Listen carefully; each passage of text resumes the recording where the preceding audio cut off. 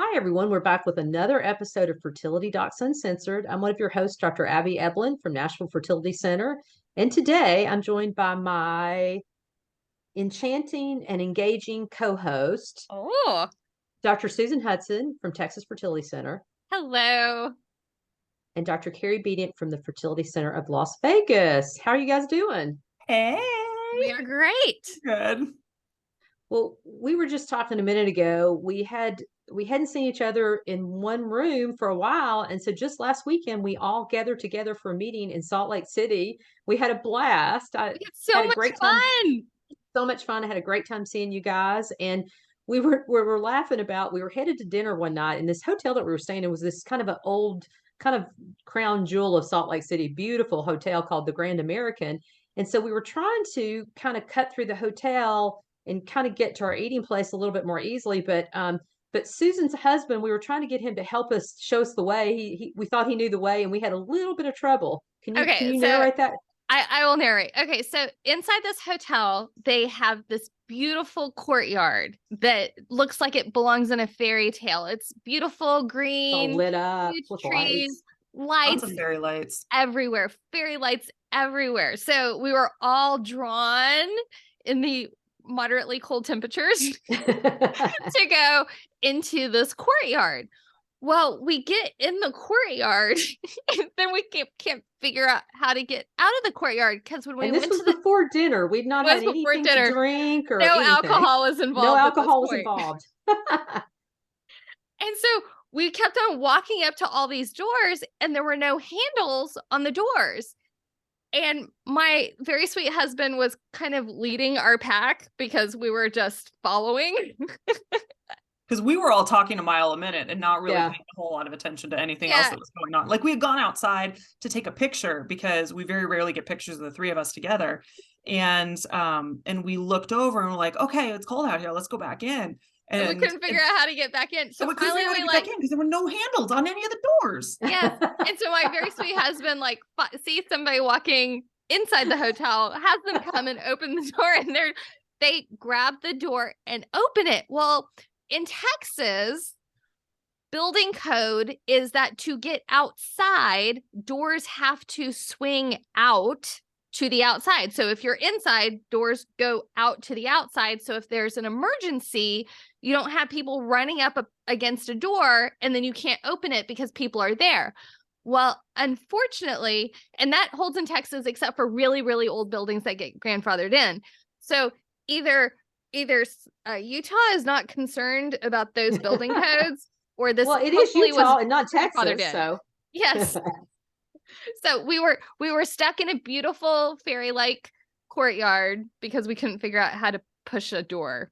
But open. Don't And worry, there were many doors that we could have pushed open. We just didn't realize. There were lots of doors, and we all were like, "Oh my goodness!"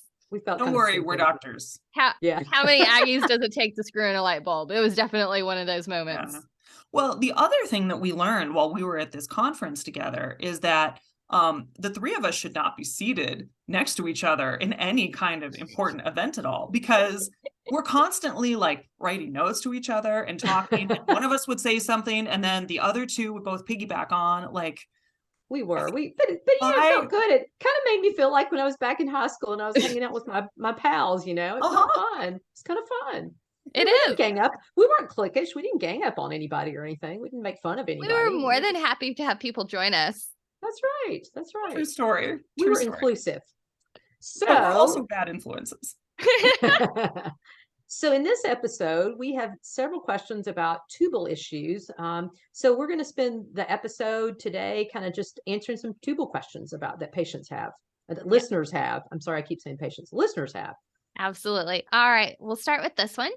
Hello, I am a registered nurse that has been diagnosed with unexplained infertility. I have a research question. Have there been any studies on the possibility that unexplained infertility could be due to dysfunction of the fallopian tube fimbria or lack of movement of the fallopian tube towards the ovary when a follicle releases an egg? Is it possible that an egg is never making it into the fallopian tube to get fertilized? I know this is a long shot and it's very difficult to monitor the moment of ovulation, but I figured y'all might know something about this. I appreciate your time. Thank you.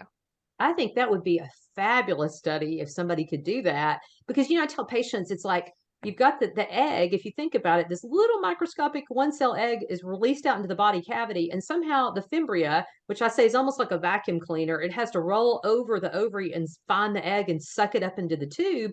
And we do know that people that have really advanced endometriosis, one of the factors in those patients a lot of time is that the far end of the tube is tethered down and probably can't move very well. So we know the tube has to be open, but we know that the tube has to be functional. It has to be able to move around and suck up that egg. And so I don't know of any study that anybody's designed to look at that. I don't really know how you design a study like that, but I think it'd be great if somebody could figure that out. Mm-hmm. I always tell people that the trickiest thing about tubes is that there's two things we need to know about them. One is, are they just flat out open? And in HSG or hycosis or chromoperturbation during surgery, there's a couple of different ways to figure out that question. But no test that we have right now can tell us whether or not the peristaltic function or the ability of the tube to kind of squish in and out that pushes something through it, whether that's egg, sperm, or the combined forces for the embryo, there's no test that shows us whether or not that works. And nobody's really figured out how to do that. And so, yes, what your question is a fabulous one. It would be an amazing tool to be able to put into our diagnostic list, is to figure out, all right, is this tube functioning the way that it should? But we can't even put a camera in to see if the tiny little cilia, the little hairs that push those egg and sperm together, are intact, much less really have a good test to know if those fimbria are functioning, besides looking at them with a camera to see if they look normal or not. But as anyone who has been the weird kid in high school knows, sometimes the weird kid is not the one who looks weird. And so you can't tell just by looking at it all the time. Sometimes. That would be cool. This is just like a brainstorming, think about, you take something from another form of medicine and you apply it to yours. So just like they have the That's pills, called translational medicine. That would be good. That we all work in our own little silos. We need to put our silos together. Exactly. So if you could take the technology that they're using for, like, when you swallow the pill and it goes through your GI tract to take images and pictures and measure different things within your GI tract. So shrink that down to the size, to very, very small, like the size of a embryo. Okay. And you could inject it and fluid into the pelvis, and then it be tracked on where it's picked up by the fimbria of the fallopian tube and actually get images. I mean, seriously, we have nanotechnology. This should be possible. Yeah, but just putting a little, I think it's a great idea, but it wouldn't act like the egg. It'd be heavier than an egg probably if it had a camera in there. So we could not necessarily be heavier. It just needs to be picked up. Right. But how would the body know that if it's floating around in your peritoneum, how would it pick it up? Well, we don't even know how it picks up the normal egg. But yeah, it'd be cool. Really cool. You could do that. You inject it in. That's the only part that doesn't seem very fun, is having that injected into you. Yeah. But you could do it vaginally. We do it just like a saline ultrasound. There's catheters out there that could be adapted to that.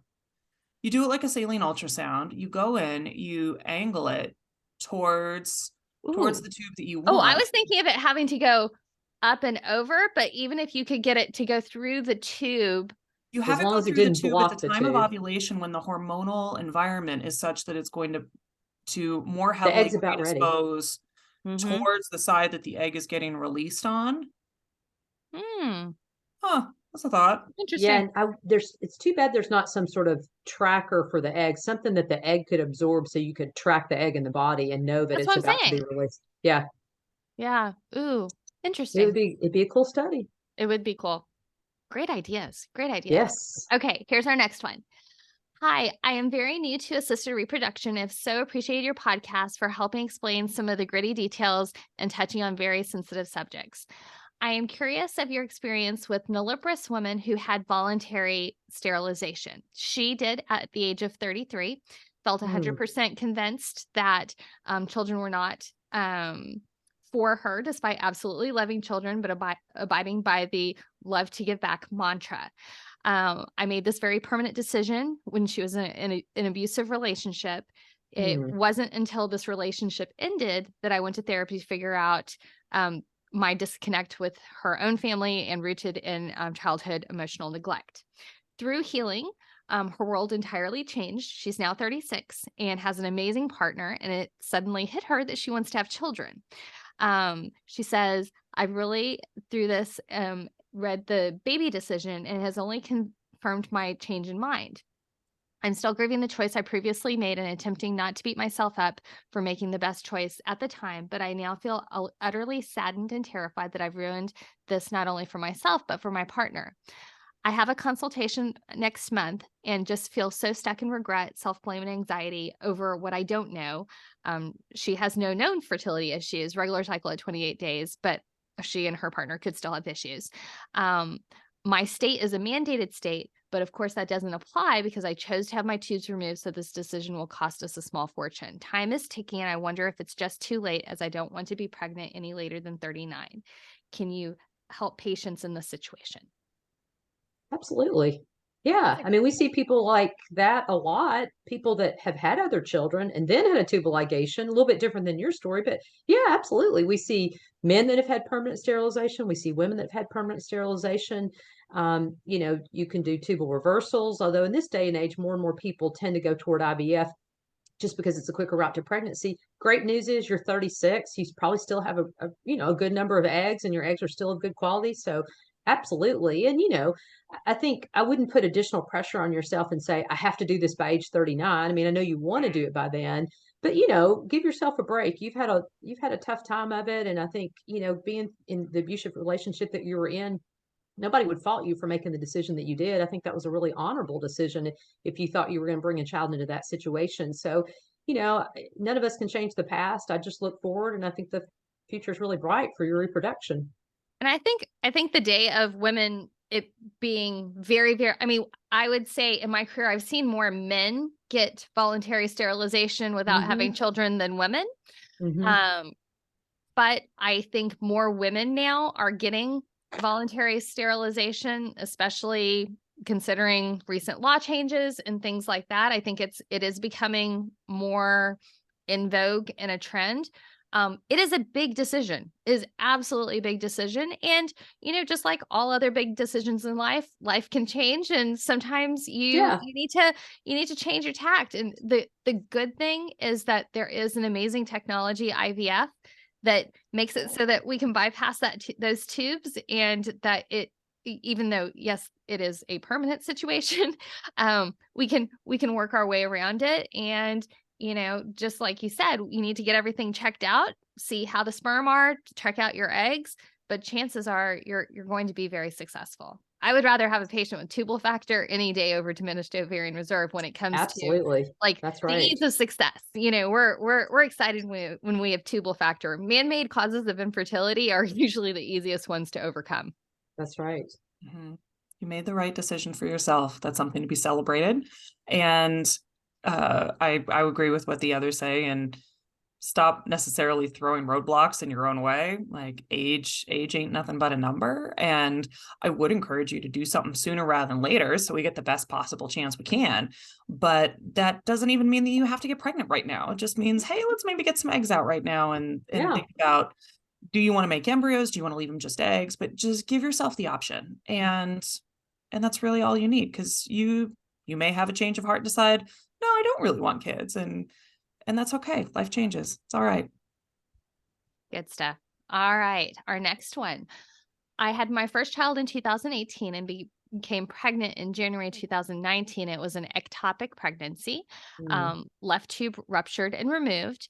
OB-GYN ordered an HSG to ensure that the other tube looked okay and it looked normal. They tried naturally for about a year before getting assistance at a fertility clinic. They had 3 injectable IUIs, oral plus injectable IUIs, had about 3 to 4 eggs on both sides, and were never successful. She's 33, husband's 35. All other numbers look in range. They're now moving to IVF as recommended by their RE, Would the loss of the tube cause any issues with getting to that ovary for the eggs? Would the number of eggs I had in IUIs be a good sign for IVF? Thanks so much. So there's a couple parts to this question. So first of all, a lot of people think that the way that we get to the eggs is we go in through the uterus, in through the tubes, into the ovaries. And this is not how we do it.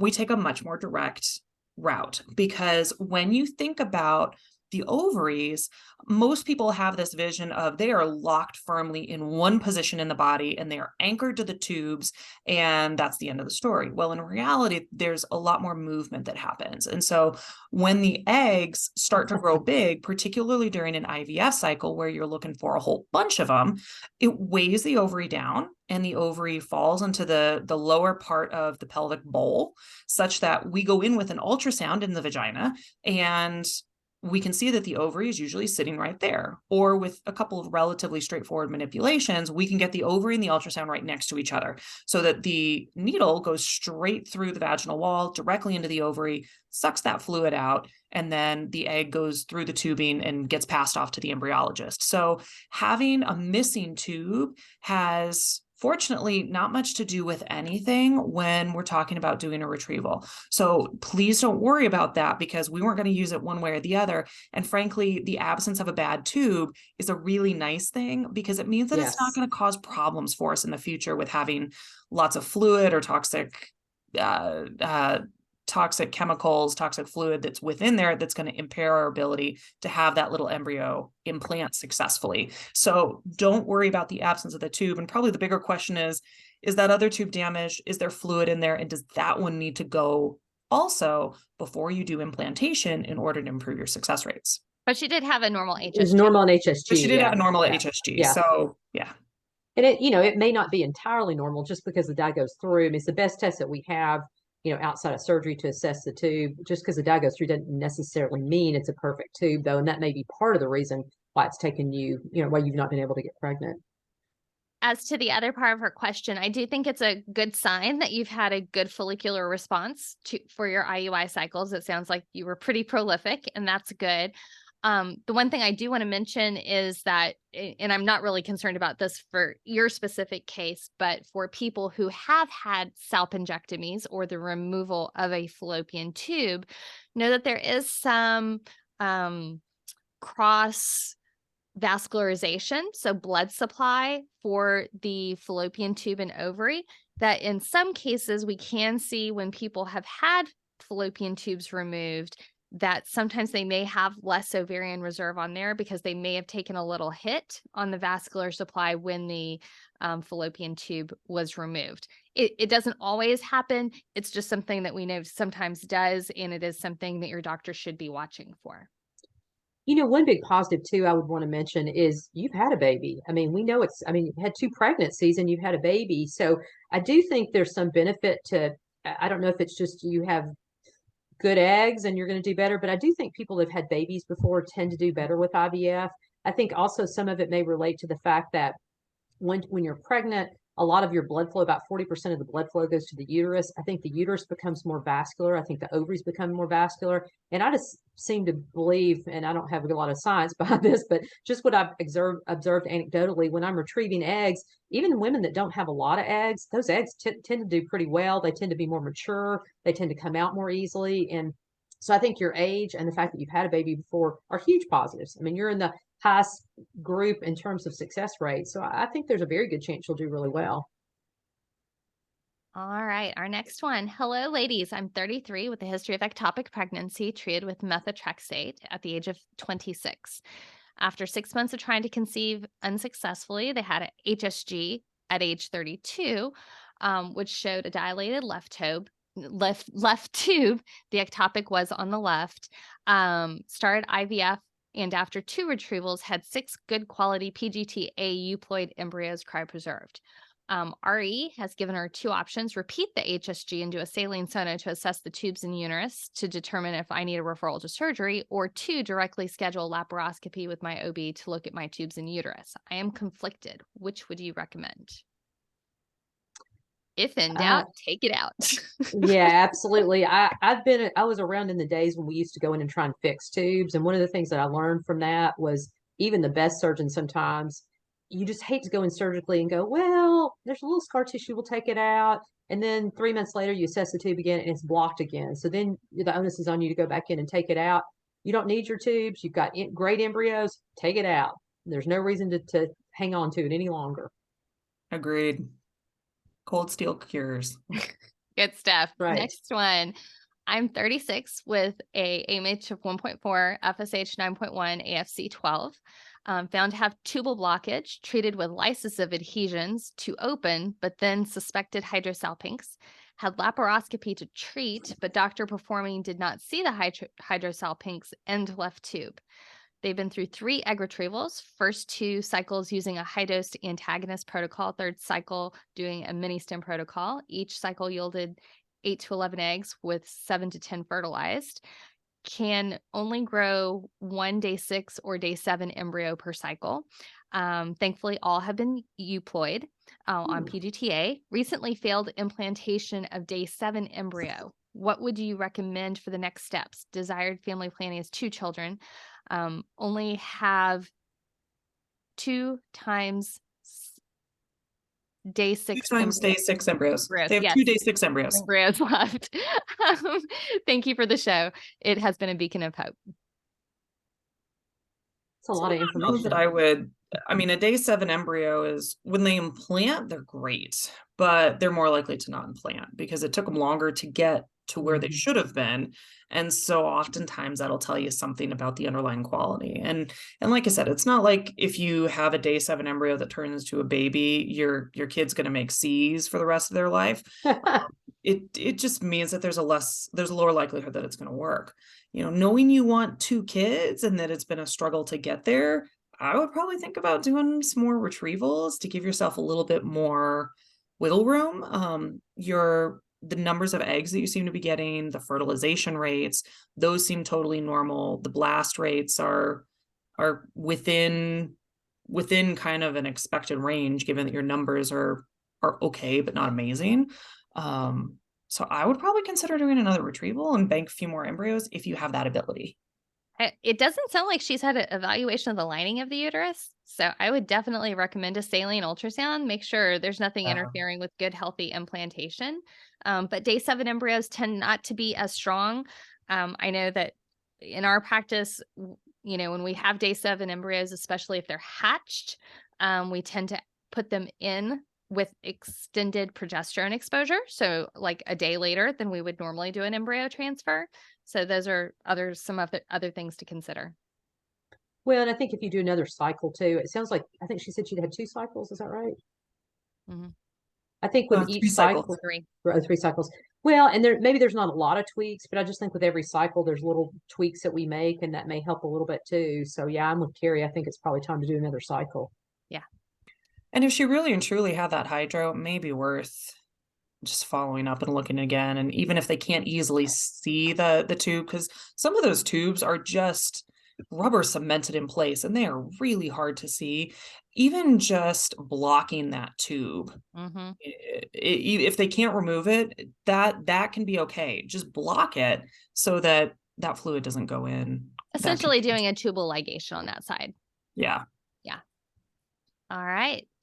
Hello. In June 2022, I was diagnosed with unilateral tubal blockage of the left tube at the proximal end. I began IUI and superovulation, hoping for ovulation on the right tube. I've done 3 cycles since, and all IUIs have been canceled due to ovulation on the block tube. What are my options? Is there any way to treat the block tube? Surgery, PT? Do I need to move on to IVF? Well, that's always a hard one because you can never make the ovary do what it doesn't want to do. Sometimes in those situations, and we're less apt to treat people with injectable fertility drugs now, but this is a situation where I might consider it. What's her age? I didn't hear that. Do you know how old she? Age makes a little bit of a difference, but I think one of the things that we worry about with injectable fertility drugs is we worry that if you ovulate, several eggs on both sides, it's going to increase your risk of multiples. if you get pregnant, because we just can't control how many eggs that you develop on each ovary. I think IVF would be probably the best route to go, the most successful. But if you're not quite there yet, one of the things you might want to consider is having your doctor talk to you about using injectable fertility drugs. It would give you a little bit better chance potentially of ovulating one on each side, and give you a little bit better chance of, being able to do IUI on the open side, the right side. So I would consider that. But certainly IVF, hands down, has the best success rate and it's the quickest route to pregnancy. So I have a couple of things. One, I think oral plus injectables in this situation would probably be a good idea. You can get pregnant with ovulating on the opposite side. It's less chances than on that side, but I don't usually cancel because I've definitely had people achieve pregnancy. But realistically, you have tubal disease, okay? And even though your other fallopian tube is open, whatever blocked your one tube, your other tube was exposed to. So just as we talked about earlier, we can test whether something is open, but we really can't test function. And it would be pretty reasonable to assume that function is probably impaired. So, getting pregnant with an ectopic pregnancy can be a life-threatening condition. And I understand IVF can be expensive, but I would definitely, if IVF is within your means, make it a serious consideration. I would agree with all those points. Damaged tubes are hard to overcome by surgery, by medications, all of that. And sometimes it's better just to avoid the problem completely. Yeah. All right. Y'all ready for one more? Let's do it. All right. The subject is tubal remnant ectopic. Hello, all. She is 37, BMI 23, history of PCOS, AMH of 29.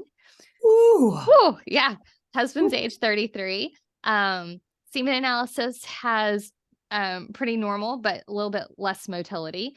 HSG initially normal. And the 6 months later had her first ectopic on her left tube, had laparoscopy to remove that tube, no endometriosis found.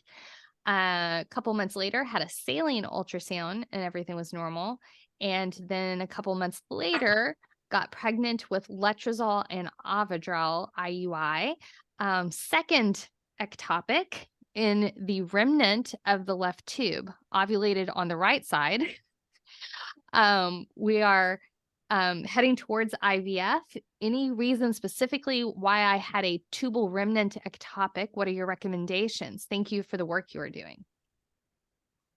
That makes me think like that other tube is not normal. And that there's a little bit more floating around that's going on. It also makes me wonder about preparation aligning of the uterus, if that was optimal, which it's hard to make it exactly optimal when you're doing any kind of IUI cycle because you just don't have the same kind of precision. You're working with getting both eggs and the uterus lined up at the same time. And it can be a case of just you're doing too many things at once and you can't optimize everything because you're trying to do it all. And that's not a slight against anything other than just a reality of how those cycles work. And so I think moving towards IVF makes sense. Tubal remnant ectopics are probably some of the most personally annoying that all of us have because we're like, oh man, like I took out the problem too. What the hell? Why is it going here? And patients get frustrated and docs are just generally annoyed because we tried to fix this problem going in and it didn't do it. But I think IVF is a good general solution and can help you optimize everything to get what you're looking for. So I wonder what she means by tubal remnant. I've seen, I don't know if she's talking about a corneal ectopic, so that an area that the pregnancy would occur in the area where the tube kind of is right in the middle or transects the uterus. The other tubal remnant that I've seen a couple of times are patients that have gone in and had a partial resection of their fallopian tube, but the doctors left the distal end in. And I've had two different people that have had distal end ectopics. So in that situation, if that's the case, that tube needs to come out because it happened once, it's going to happen again. So unless they took it out with the ectopic, I guess. But if there's any remaining tubal remnant in, it needs to come out. And I think in past, I don't think that people do it so much anymore, but I had several patients that would say, oh, well, my doctor took that topic out, but they left part of the tube in because they felt like you could go back and put it back together again. And so we don't really do that so much anymore. So if you have an ectopic, have them take the whole tube out if they're going to. Don't leave part of it in. So kind of what Abby's talking about also is if people have ectopic pregnancies, there's two ways that we surgically deal with that if we're choosing not medical management. And so one is a salpingectomy where we remove the entire tube. And the other option is a salpingostomy where we actually cut the tube open and kind of scoop out the pregnancy. And then generally the tube heals upon itself. And I would say that years ago, salpingostomy, where we just kind of opened up the tube, was more common because we thought we were kind of leaving things more natural. But data over the last really decade has showed us that you are much better off being without that bad tube. You'd much rather have one good tube and be absent a tube than have the situation where we talked about earlier. You have a tube, there was something wrong, you had an ectopic, and then that's going to cause more scarring. And then you're predisposing yourself to like a hydrosalpinx or another ectopic in the future. And so as hard as it is to let go of a piece of yourself, sometimes it may actually, you don't want it. it may actually help you get to your goal sooner whenever you're ready for it. So, all right. All right. Well, I think that was a great episode. Any last things that you guys want to add that we didn't cover? No, I think we hit the high points.